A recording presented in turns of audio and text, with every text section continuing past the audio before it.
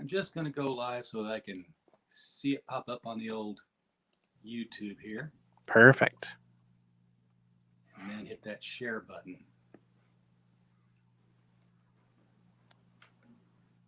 I need to find a way to feed some music to this so we can get a little, you know what I'll do is just quit being a cheap bastard and pay for StreamYard. And that way I can incorporate the intro videos and use the musical themes. We actually have an intro video that I can't use on the live streams that has live music. Oh, really? Oh. Yeah, it's on all our recorded ones when we do comic book reviews or just little editorial things. It's amazing what you can get on Fiverr these days. No kidding. Although they really do need to rename it because good luck finding anything for $5 on there anymore. We're getting, we got some really good artists that are going to do our cover for our next anthology, The Devil You Know, which is all stories of people's encounters with Old Scratch. That's going to be $100, which is still an incredible steal for. That's really cool. For the level of work I've seen them put out. And are we on YouTube yet? Oh, you know what? Forget about it. We're live. Hello, everybody. I am your host, RJ Carter, Senior Managing Editor here at CriticalBlast.com, author of The Destroyer Bully Pulpit, Continental Divide, and Monumental Terror.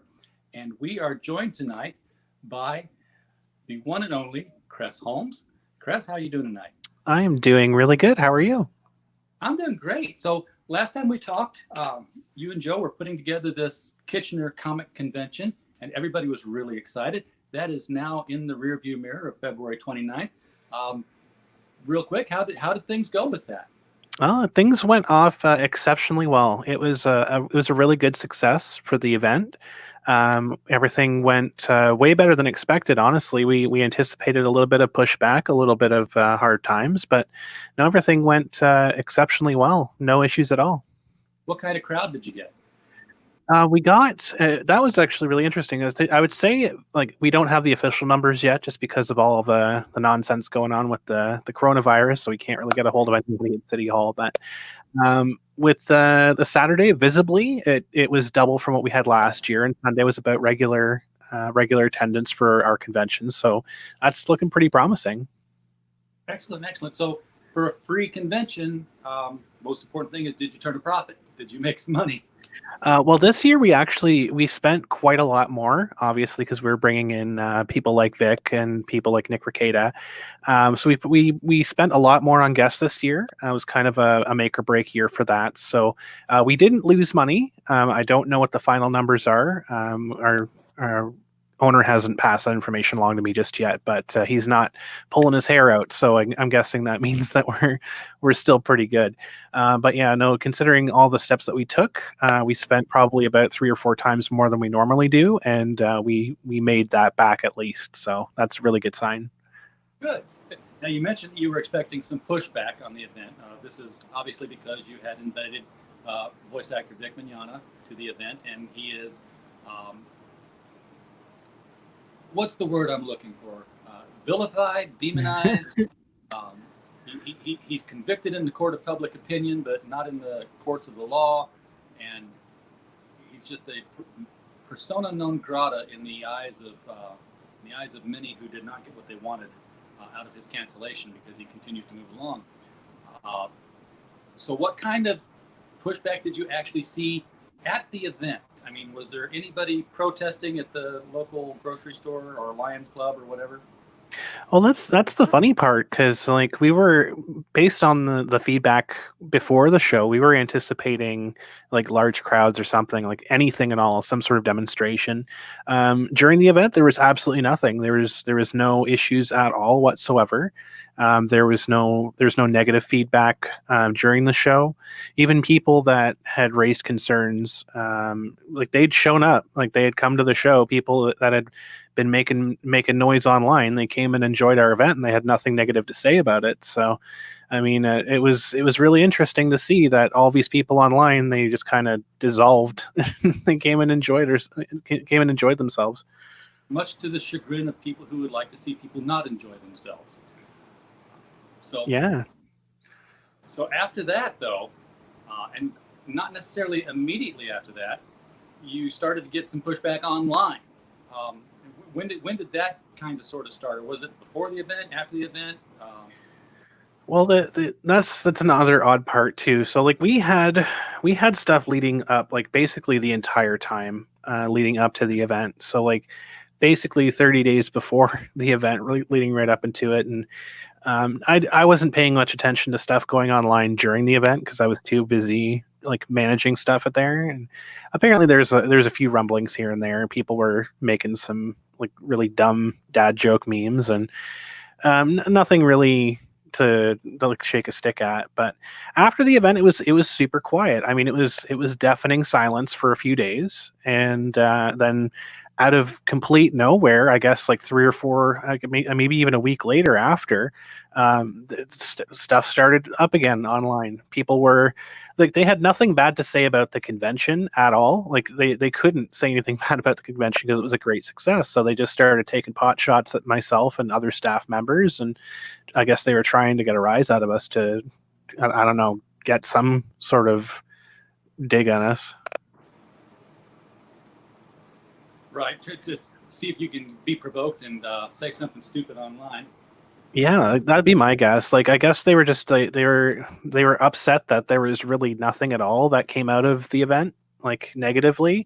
I mean, there was a couple people. Unfortunately, there was 1 or 2 guests of the event that decided to break their non-disparagement agreements, and make some really rough remarks about they weren't even treated poorly. Like, I mean, they were just mad that Vic was there, and they were just taking shots after the event, after they took our hospitality, after they took the success that they had at our show, and then they decided, okay, well, we're not affiliated with them anymore, so now we can just say and do what we want, and we don't have to risk our spot there anymore. So there was really no reason for it. People were just saying what they wanted to say, I guess, the whole time, and just were keeping their mouths shut so they didn't lose their spot. But I mean, that speaks more about them than it does about us, I guess. Right. Now, at some point within the last 2 weeks, people started making noise about postings that were found on Kiwi farms. And this all goes back to some user ID called Immaculate Ape, and this ties into the Vic Mignogna case in some way or shape or form. Can you, why are they hitting with you on that one? Well, that's in a really weird situation too.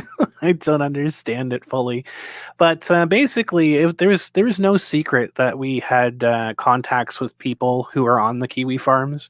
I mean, we have people that are on Reddit. We have people that are on different forum accounts all over the internet, just trying to keep an eye on things, keep a pulse on things, and answer questions here or there in a non-official capacity, because I mean, like, at least they have direct contact with us rather than people that are just talking like, oh, I used to volunteer there 10 years ago and this is how they do things. It's like, no, that's not correct.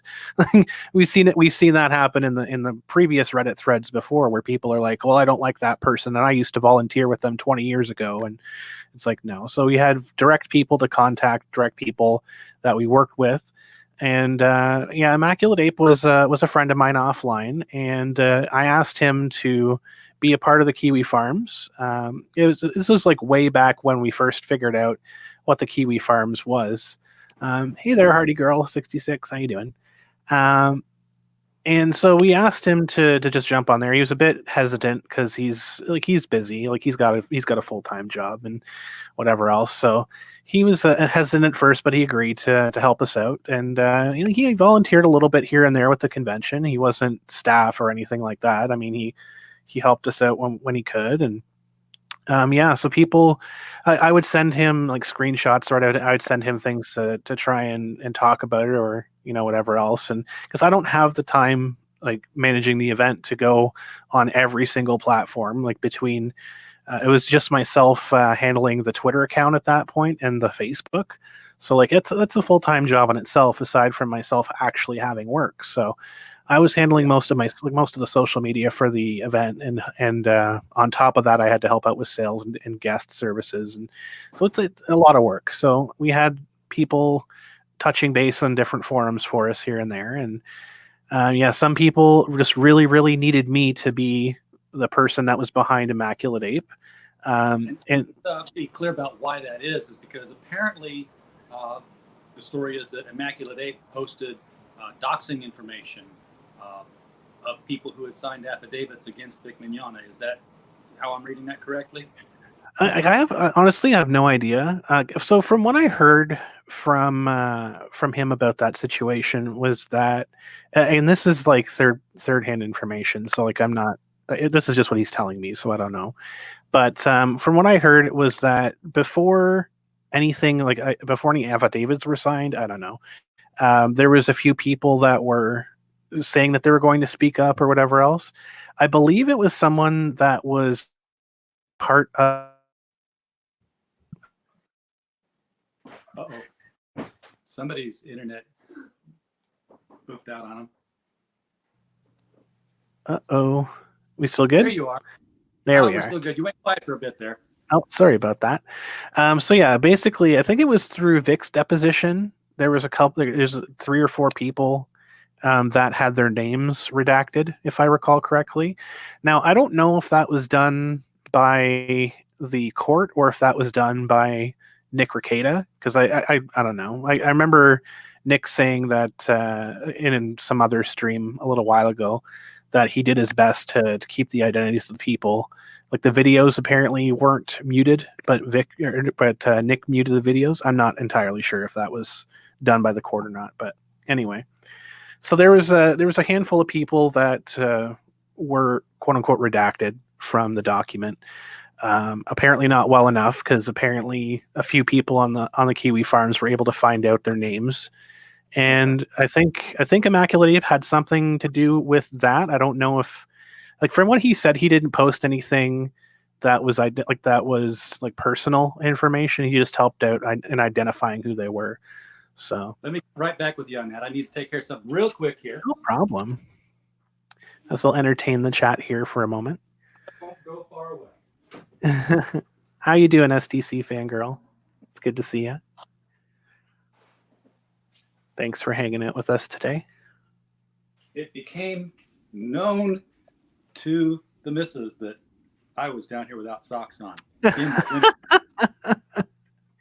So very important. The 12-year-old courier was sent down here, and normally we have a lock on the basement door here because it's his bedtime, and he'll sneak down and he'll get in on the shows sometimes. I've hidden the key. He still unlocks the door. We haven't figured out how he does it yet. Or he's got a little screwdriver of some kind. So tonight, knowing what I know, I locked the door, and then I took 3 long, full white boxes of comics and put them against the door. So he gets this inch, and he's like pushing and pushing, and I'm looking over like, yeah, you're not getting in, are you? And he's holding up like, Dad, Mom says you need these socks. So now I have socks, and at some point I will probably put them on even. Excellent. So let me ask the one point blank question, which you've sort of answered already just by speaking about it. Are you the person who runs the Immaculate Ape count? No, I'm not. That's yes or no answer was exactly what I was needing on that one. Because it's definitely something you're being accused of, not just by people on Twitter, but the guy on who runs Kiwi Farms, I guess Null, was making at least not direct accusations, but saying it looks like, but I can't confirm, kind of sort of stuff. Which if you have a computer that multiple people use, then yeah, that computer is the one that got used. I don't know what your situation is with that or how it was being done, but I would assume that that's what it was a group computer use. Yeah, and like there's that. I mean, we obviously have meetings over at my house every so often, and honestly, like from what I understood, Null's conclusion of us being the same person was that the IP address that was accessing Kiwi Farms was from my city, well, it's like, yeah, spoiler alert. Same goes for like most of my volunteers. We all live in the same city, so that's yeah. Yeah, if it's not the same IP address specifically every single time, then that's yeah. Although I guess if I ever were to get on Kiwi Farms now, I know I would do it through a tour because that's coming back on me for some reason. I've never had. I've gone out there a couple of times to read, and it's you've got to sift through so much to get anything because it's just jackassery and poking fun at people. Well, from what I understood, like basically when I found it out through, I think it was, I'm pretty sure my first time hearing about it was through Nick Rekieta. Basically, it's like it's what 4chan used to be like. It's what like those types of forums where you get a mix of everything, and that's great because like you have people who are really like doing it for positive reasons. You have people who are doing it for negative reasons. You have people who are just there in the middle. And like I don't have time to sit through that and figure out what's good and what's not. So like that's basically why I just asked one of my friends if, hey, could you keep an eye out? Hey, could you do this for us? And he had a bit more time than I did. I mean, he didn't have the responsibilities that I had to do. So it gave off a very it gave off an Encyclopedia Dramatica vibe to me when I was in it. I was like, oh, I've been here before. I don't want to do this one again. So I guess the idea was that these people, and it's a nebulous group, so I'm not even going to give it a name. Yeah. Thought that they could somehow send this information to City Hall at Kitchener and say, hey, these are people who are doing business in your town, and I guess you're letting them, or you gave them a grant. Look how awful these people are. And of course, it could be quite easily countered by saying, oh, you got some email from these people who used to work for the Republican Party, admittedly, and, made fun of handicapped and wanting to throw them into ponds. But, change. Oh, yeah. Change card.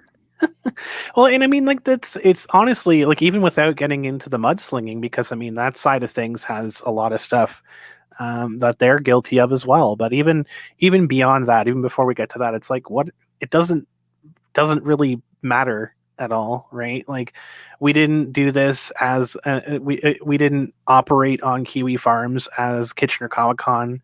We didn't have people go out specifically like from staff and under the payment and direction of Kitchener Comic Con to, hey, go do this and go do that, right? Like, I mean, everyone has their own private lives. Everyone has their own opinions about things and about people. And like, I mean, even staff at City Hall, right? Like they went out and attacked someone at City Hall for following Faith Goldie.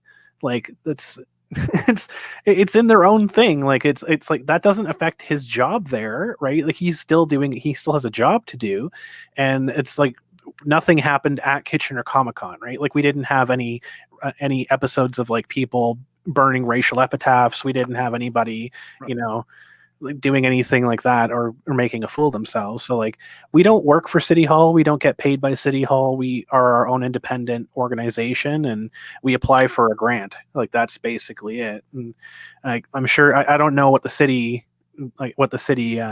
gives grants to. Like I don't pay that close attention to it, but I'm sure if you looked into the history of every single person associated with every single association that's ever applied for a grant, you might find someone that has something in their closet that they might not want public. But it's Sure. I figure it was more of an intimidation tactic from that side than it was anything like as a serious attack to try and get us removed or whatever else.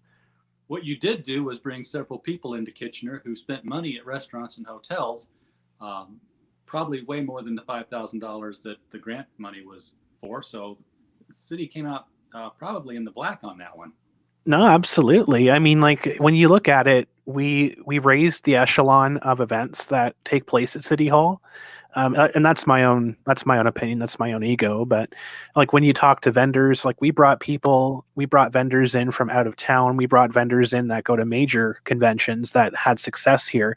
Like our region, like it or not, our region has kind of a checkered history in terms of successful conventions, because a lot of conventions just think they can come in here and they can set up and then boom, they're good to go. But Kitchener, it's specifically has a very storied history of having its own identity, and it doesn't like Kitchener as a region as a whole. They don't really like people coming in and just kicking down the door and be like, hey, here, we're here. Like, you have to respect the history, you have to respect the people, you have to get their trust, and that's a lot of it. Because like from Kitchener's side of things, like, I mean, that's why the Elmira Syrup Festival is such a huge thing. Like, people have a trust, and they know that they're getting quality when they go there, and they know that they're going to get a great experience from people who actually care and who actually identify with that, instead of like taking in the people from Toronto, taking in the people from Hamilton or Niagara Falls, and trying to reprogram Kitchener Waterloo as their own identity. And so that's really what we try to celebrate with our event, and that's what people don't get when they come in and just try to kick down the door, because they try to emulate the Torontos and the Niagara Falls and the Londons, and they don't really take into account that no, Kitchener has its own identity. We can stand on our own. We're our own city. We have to be proud of our region. And so yeah, that's why a lot of these events fail, and that's why ours has been so successful. Well, good. Now, I assume that you're already, oh gosh, I know you're already making plans for like 3 Kitchener cons out. But are you doing anything to secure Vic Mignogna's position next year as a guest? I think we already did that. Honestly, we rolled out the red carpet for Vic and for Nick and Lady Rackets, and honestly, we went and showed them exactly the hospitality that Kitchener has to offer. We showed them the what this area has to offer, and how we can and how we operate. Right, we showed them a good time. We showed them the great restaurants, the great places to stay. And Vic is more than happy to, like, we were already talking before he left that he wants to come back next year, and that we're more than happy to have him back next year. So it's just a fact of, I think we figured out a few things that we could do better for next year. I think one of the reasons that we saw, one of the reasons that we saw lower attendance on Sunday, I say lower, we had regular attendance on Sunday, but that we didn't have the same numbers on Saturday, was because we only scheduled Vic for one panel on Saturday, and a lot of people that we talked to assumed that he was only there on Saturday only. They didn't realize he was there for both days. So there's a lot of stuff that we could do to make things better, and I think he's going to see a lot more success. And he's eternally grateful for everything that we've done for him, both on and off the court, so to speak. We did a lot of talking offline, off of the grid from the convention as well, and I think he's more than happy to come back. He absolutely loves this city, and he loves the people here. He was really grateful for everything we did. Well, good. So when all this noise started happening online, then was there any concern at all among you and the owners? Any circling the wagon, saying, "Okay, what do we need to be aware of? Do we need to fight this, or do we just need to let them, hang themselves?" Are you talking about before or after? The aftermath, the whole Aftermath? oh, look, these people signed affidavits and here's their addresses. Was anybody at who running Kitchener saying, "Okay, guys, what is this that we're looking at? What do we need to do about it, if anything at all?" Honestly, like, I haven't spoken to Kitchener, like the city of Kitchener, at all. My guess would be is like they just don't care. I mean, I meant the convention. Oh, the convention? Oh, yeah. No, from our perspective, it's just like, well, this doesn't really have anything to do with us. At the end of the day, I mean, they're trying to tie this into us. They're trying to attack us and everything else. They want us to say something official on our site when it's really a personal issue. So I think I took a stance on my personal accounts. I took a stance on my Twitter, on my social media personally, because like that's really what it's about. I mean, at the end of the day, there's a couple people that are really going hard at me, trying to force me to use the Kitchener Comic Con platform to make a stance and to make a stand. That's not what we're doing. We didn't do that before. We're not going to do that now. If they want to try and tie me into this, that, and the other thing, and say this, that, and the other thing, I mean, there's a lot of stuff on both sides of things that we've been dealing with. I mean, I've been getting a lot of transphobic comments. I've been getting a lot of homophobic comments, and a lot of stuff that's just like they're low hanging fruit kind of stuff. And I mean, I don't really care. I just take it in stride. And generally from the crowd that's supposed to be very supportive of all of that, but yeah, like, and that's what they claim. That's one line. Yeah. So I had a thought, and now I've lost it. If it's floating above me, I see it somewhere. So where do you go from here? What do you guys do for the rest of the year as far as working comics and games and staying in the cultural aspect until there's another convention to put on? Well, we're just basking in the afterglow of things right now. We're just going through all of the positive feedback that we have and evaluating what we did well, and what we could do better. Picking up what can go better for next year, and figure out like what areas did we lack, what areas did it fall through, and basically just that. I mean, like right now, there's not a whole lot to do because most of the conventions are either postponed or canceled. So gives us a little bit of forced free time to go through stuff, and we're having to postpone shipping any of the fan packages right now just because of that, as well as we need to make sure we have everything that's there. Like everyone's package is ready and good to go. We just need to make sure that it's all sanitized and not full of any sort of disease we're sending out. So that's going to take a little bit of time. So I hope people can bear with us with that. But hopefully. We're very fortunate to get out there ahead of the coronavirus scare. I mean, right now we're coming at you live from Belleville, Venezuela, where there's no toilet paper, no ground beef, very little milk and bread. And the governor has talked about shutting down the interstates. So we are on Illinois lockdown, whatever that means, other than the fact that we just have no supplies. Hardy Girl has a good question. We'll just pop that up there.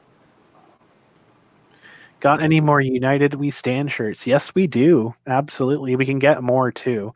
Now we're going to be looking at ways to hopefully get them shipped at an affordable way to people. But right now everything's grounded until this pandemic clears up, and it's going to be a little bit of a wait. Yeah. Now, how would you handle something if the pandemic had arrived a month earlier? My goodness. Would you have had to cancel, reschedule? I mean, that's a logistical nightmare. Well, that's something that everyone like really needs to take into account, right? I mean, we were super lucky with where our event fell in at exactly the right time, just before everything became a huge nightmare for everybody. I mean, honestly, you have to put the safety of the public ahead of everything else. You can't risk people getting sick or, heaven forbid, dying because of it. So that would be a stain on something. Like, and I mean, any event that's going on right now or any events that are coming up, they really need to take that into account. I mean, like, there's kudos to a bunch of them. There has been a lot of events that have postponed until September, even events that don't take place until July, like June and July, have been postponing just because. I mean, you're looking at this right now, and it's going to be rough for everybody, especially with the lack of work and things like that, people getting laid off. And even if you have an event coming up in May or June, how much are people actually going to be able to afford to go? Really, like all their savings is going to be spent on paying rent, paying basic necessities right now. And so when it comes May, June, if everything is back to quote unquote normal, like there's not really going to be a whole lot of free money going around. And I mean, even if there is, then you have to just look at it. It's like, okay, well, are people going to be taking a chance on flying just after this big pandemic, etc.? So you have to look at all of it. You have to make sure that, you're not stretching yourself too thin. You're not stretching your team too thin, and you're putting the interest of the public ahead of everyone else. Blaze Firestorm 21 says we need Nick, Vic, and Todd next year. He means Todd Habercorn, voice actor, not Todd McFarlane, fellow Canadian. Go for both. That'd be great if we could get both. If Todd Habercorn wants to come, I'd be more than happy to reach out to him and nail something down. Yeah. If you want to have real fun, you'll invite Vic and Todd, and then you'll invite Jamie Marchi. I'm just saying, if you like to watch that kind of thing go down. Well, it's one of those things. Like, I mean, we always say that we want people that want to be here, right? That's at the end of the day. If we could go back in time and get Stanley, if Stanley if we could pay him $500 to show up, and Stanley just did not want to be at our show, I mean, at the end of the day, it's Stanley. We probably have him anyways, but like, we wouldn't want to force him to be there if he's not going to have fun, if he's not going to want to be there, right? So I mean, that's why Vic was such a great draw for us, because he really wanted to be there. He really wanted to be with his fans, and you could tell that in anybody. Like when you book a guest in, you can tell when they're not there. They don't care. They're not with it. And honestly, it's about the fan experience. So that's number one priority. If you have any Remo Williams fans there, I'll be happy to fly down there. And, where am I at? Yeah, you're that way. Okay. I'll be glad to show up there. Speaking of books, I've always got to come near the end of a broadcast program and do our little plug thing here, because Critical Blast is more than just criticalblast.com, which we all love if you would just pop by there sometime, because the ad revenue is how we make money. So, read our comic book review articles, our interviews, reviews of television shows and stuff. But Critical Blast is also now a publishing arm. Very cool. Blast Publishing has their first hardcover superhero young adult novel, Bulletproof Origins by Stephen J. Mitchell. Bulletproof Origins recounts the tale of Cody Haywood, who wakes up on his 16th birthday to find out he is, bulletproof, and decides that since he lives in a world with superheroes already, he's going to become one himself. Cody's problem is that he has the attention span of a ferret on pixie sticks, which makes it hard for him to focus when he's taking down bad guys, like the group of terrorists who want to disassemble him and find out what makes him bulletproof so they can make themselves bulletproof. Bulletproof Origins is available on Amazon, and there is a link in the description below, as is there is a link to everything else that the channel is trying to do to just kind of stay here as a channel. We don't do super chats because, as you can see, we only have 800 and something subscribers. We don't make the cut for YouTube quite yet. Maybe someday. Who knows? We'll see. A very good crowd here tonight. You've got some fans that followed you in. I'm glad to see that. Yeah. People who had gone to KCC. Anything that you want to say before we head out here? And, just...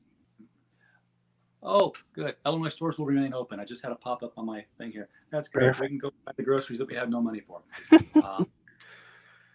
Like I said, it's Venezuela-noy. It's ransacked. But yeah, anything about the upcoming KitchenerCon? Anything that is going to come up before KitchenerCon that you think people should be aware of? Well, I will say for next year, try and plan for May, because we're looking at venues right now to see what everything's going down. If we stick with City Hall, it will not be available for February because they're doing some construction. So plan for May. That's what we're hoping to do. Free Comic Book Day that weekend. So just keep an eye out. Yeah. Party girl, Canada's in America too. Yeah, so keep an eye out for that. And honestly, just to all the fans that came out and all the people that supported us, like, thank you guys absolutely so much. It meant so much to the team. It meant so much to every single person that made it out there, and it meant so much to Vic and Nick, and to see their fans, and to see all the people that were there just having fun, and just being a fan again, like just going out and enjoying themselves, like what conventions are supposed to be. So with a May venue, supposedly, if you lock it down, how soon can people start giving you money for VIP? Oh my goodness, that's a good question. I'm gonna hazard a guess and say probably about 6 months out. When we get a little bit more, closer to it. I'd hate for people to start buying stuff now and then we have to change things left and right, because it's a very fluid situation. Yeah. Yeah, it'd be our luck. Yeah. Well, thank you very much for coming out and talking with us. Thank you. I think we've addressed everything that's been going on, all the craziness, and hopefully that's been put to bed now. Watch, it's all going to spin back up again. Oh, Did you it's hear going to kick up Chris? again. It never stops. It never stops. It never stops. And who knows, maybe this December or even sooner, whenever you guys start promoting the KCC, we'll be talking again about who's going to be there and what you're going to do. Absolutely. All right. Thanks for coming, Chris. Appreciate it. Thank you so much. And thank you, everybody, for watching. Good night.